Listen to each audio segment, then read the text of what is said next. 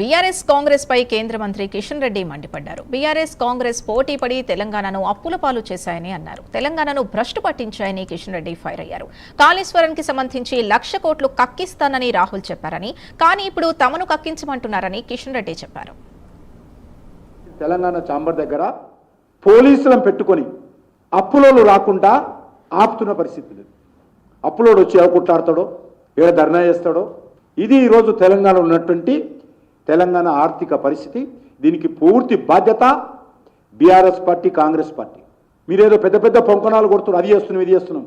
ఎవ్వరు కూడా ఈరోజు ఆర్థిక క్రమశిక్షణతో చేయడం లేదు. మీరు రాజకీయంగా తెలంగాణను మీరు భ్రష్టు పట్టిస్తున్నారు.